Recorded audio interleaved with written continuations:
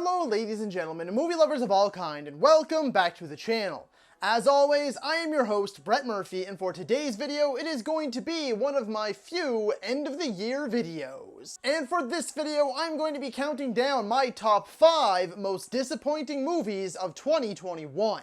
I will not be doing a top 10 worst movies of the year this year, and I really haven't the past couple of years either. And that is primarily because I don't go out of my way to watch bad movies. If a movie's premise doesn't sound good, if the trailer doesn't look good, and if the reviews are bad, I'm not going to waste my time watching it. So to be truthful, I really haven't seen that many bad movies this year or any previous year because I value my time too much to bother wasting it on anything like that. So instead, I decided to rework my list this year and focus on the movies that I was genuinely excited for and really looking forward to that just plain old let me down and disappointed me. And so without further ado, let's hop right into things. Number 5, Army of the Dead. Okay, I'll start this one off by saying that I am a huge Zack Snyder fan. I love pretty much all of his movies except for Sucker Punch, and even that one I still have a few positives with.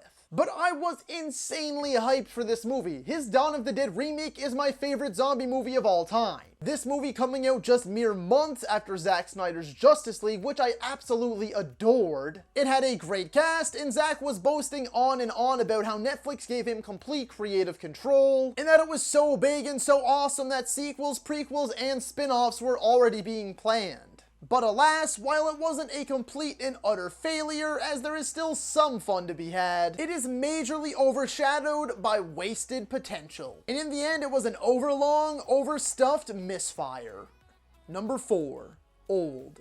M. Night Shyamalan seemed to be back on his way up after a few hits in a row. The premise of this one alone was enough to get my attention, and to be honest, the trailers looked pretty great too. But my fears heading into the movie were soon realized. How the hell were they going to keep this up for nearly 2 full hours? Answer, they weren't. The idea itself is still great, and there are moments in here that I do enjoy that were executed well. But sadly, it ran out of steam fast, and subsequently became an absolute chore to watch. Number 3, Malignant. Yeah, I know some of y'all are definitely gonna come after me for this one, but I just did not vibe with this movie at all. The only good thing about it is the big twist at the end.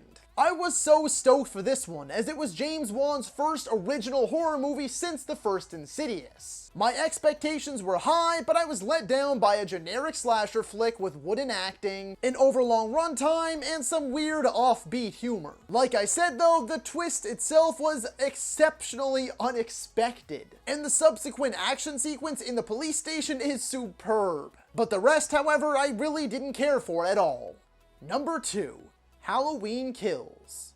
Man, oh man, I hate to put this one on here and have it up so high. I absolutely love Halloween 2018, one of my favorite slasher flicks, one of my favorite horror flicks in general in recent memory. My hype for this was actually insane, and the trailers looked fantastic. However, the movie itself was a major letdown. The only good part are Michael Myers' insanely brutal and oddly creative kills. The rest just sort of sucks. It focuses on all the wrong characters. Laurie spends the entire runtime just sitting in a hospital bed, and there is just so much wasted time throughout with a bunch of filler bullshit. But somehow, they still managed to give me just enough to keep me excited for Halloween Ends.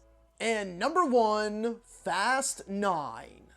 I don't know what to say here. I'm sorry, I guess, for being so foolish. Look, this ends up being my most disappointing movie of the year because I have always stuck with this franchise and have honestly had a lot of fun. No, I didn't really love The Fate of the Furious or Hobbs and Shaw. However, what got me excited for this one was the fact that director Justin Lin, who directed the 3rd, 5th, and 6th films, was finally coming back to the franchise. I thought he could recapture the magic that made me love the franchise so much to begin with, but instead he went in the complete opposite direction, taking everything that I was beginning to hate about this franchise and amplifying it to an unbearable amount.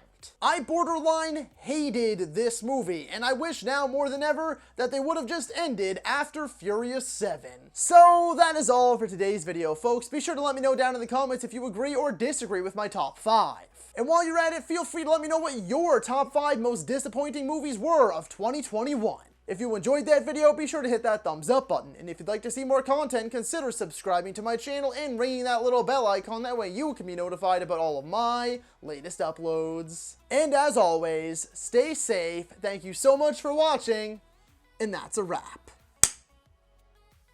Hey you, yeah you, if you made it this far, just know I appreciate you. And while you're here, consider hitting that subscribe button.